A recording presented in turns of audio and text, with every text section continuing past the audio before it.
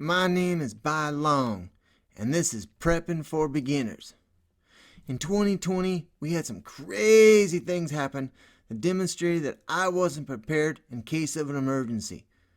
Whether it be the pandemic and the grocery store shelves being empty, the protest, or the freeze in Texas, if there was an emergency, I wasn't going to survive. So, for the past year, I've been doing some research and studying, and I wanted to make some short videos to, give my feedback on what I learned. Given the fact that I'm not an outdoorsy kind of guy, and I do live in the city. So, today's episode is about bags. Now, there are two kinds of bags. First bag is called a get-home bag. It's a small pack you might keep in your car or on your person if you're walking around town, and in case of emergency, it would help you get home. Not intended for survival purposes.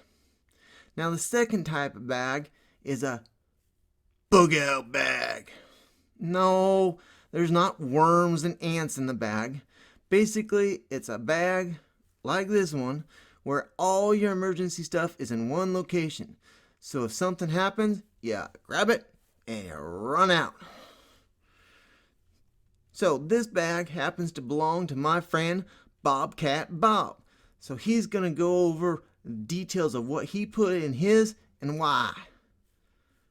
Go for it, Bob.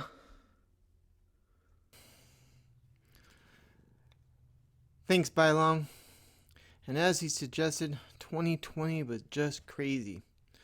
So in today's episode, we're going to talk about bug out bags. Now, the general rule for a bug out bag is that there isn't one size fits all. Based on your expertise, where you're located, and what you really are trying to accomplish with it will determine what you actually put in it. So everyone's bag will be different. So this is just a general idea of what I have in my bag.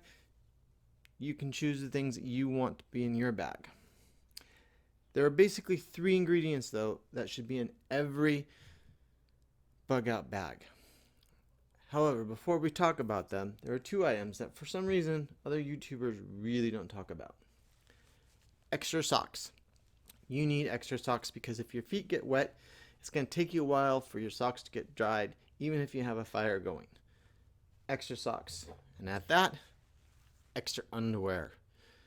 Both of these are essential, and yet for some reason they seem to get forgotten. So with that, there are 3 ingredients: fire, water, and shelter. So for fire, I have several of these containers, 2 of them actually, on my pack, and inside are 2 lighters. So I have a total of 4 lighters. This is the best way to start a flame.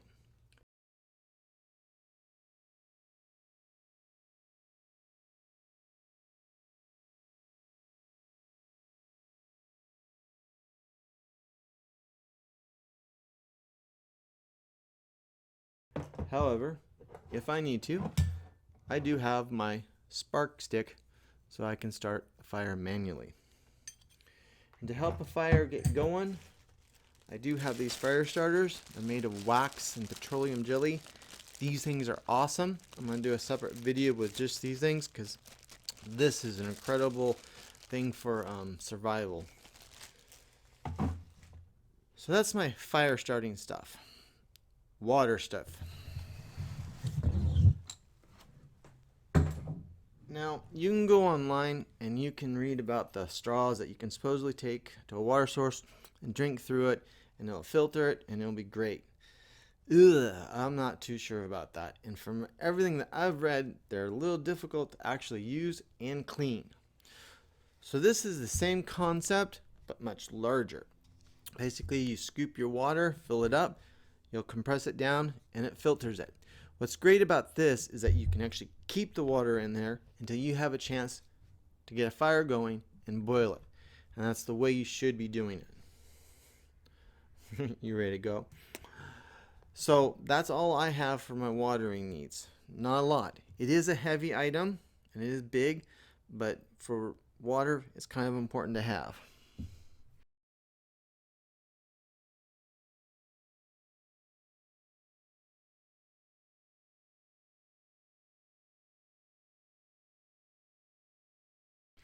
So then my last thing is shelter. So I do have a small portable little tent. It's basically just to keep me dried in the night. I do have some emergency blankets to help keep me warm on those nights that are cold. But of all of the things to kind of shelter, all the military guys, this is what they rave on. This is a poncho. It can keep your backpack dry. It can be used as a tarp. It can be used as cover, over your tent to help keep the water out. The uses of this are extraordinary, so I strongly recommend it. It is, however, very heavy, very large, but well worth it. Now that is basically the three ingredients. Everything else I'm going to show you is just things that I want, again, based on where I'm located at. And I live in the Northwest, so rain pants, rain jacket. Got to keep me dry. Won't keep my pack dry, but I'll stay dry. Cooking. If you don't know what a rocket stove is, do some research on rocket stoves. The science behind it are incredible. So basically this is kind of a small wood burning stove. It will sit about this tall. I can boil water, cook my food, just like that. And all you do is use little twigs, nothing big. Awesome. Small, compact, fits in my pack great.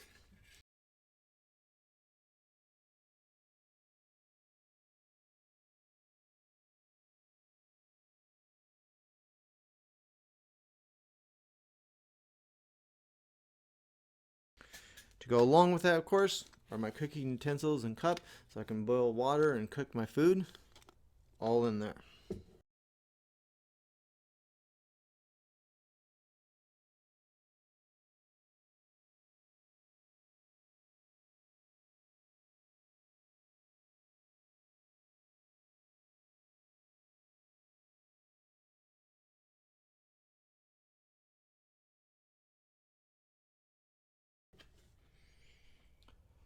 Let's see, what else do I got? Oh, these things are cool. So I know it's hard to see, but these are little tablets, and all you do is drop a few things of water on top of them. They'll kind of poof up, and then you'll spread them apart, and they're towels. This is what I use for toilet paper. I, of course, have some miscellaneous gloves, keep my hands warm. I have a universal gadget thing for all my miscellaneous tools.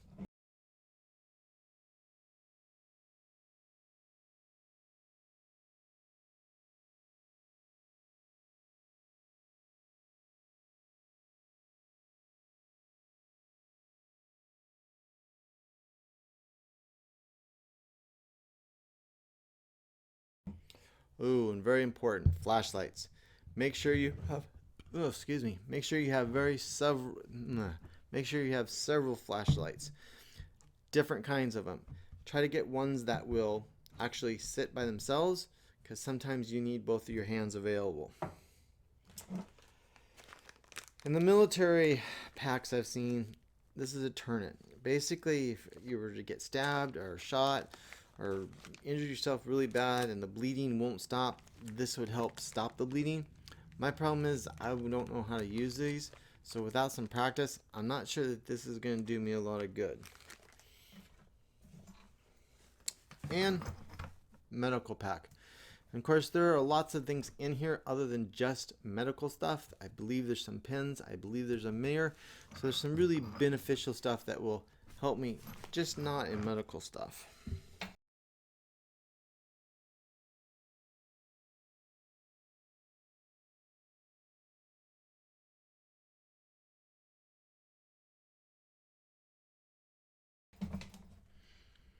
Then on the outside of my pack, I of course will be carrying my bush cutter knife, heavy duty, really nice.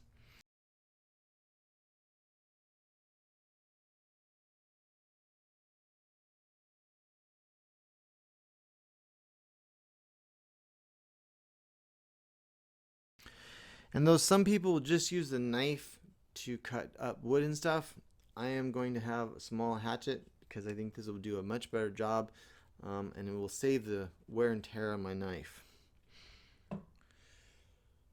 Okay, so for the most part, those are the items in my bag. Now there is one last thing that I wanted to talk about, because again, in a lot of the videos they don't talk about it, and it's just practical. This is for emergency. The whole point of having this is if something happens and I need to get out of the house, I got one bag there to grab and I take it out.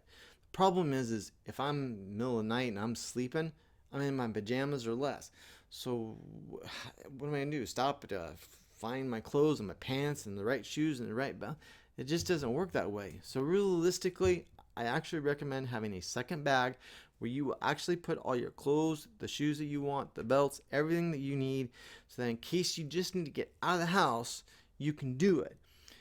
At the same time, everything you want to wear is actually right there in that bag, and you can put them on whenever you actually have time. That is something that's practical that I just don't see a lot of the other YouTubers really talk about.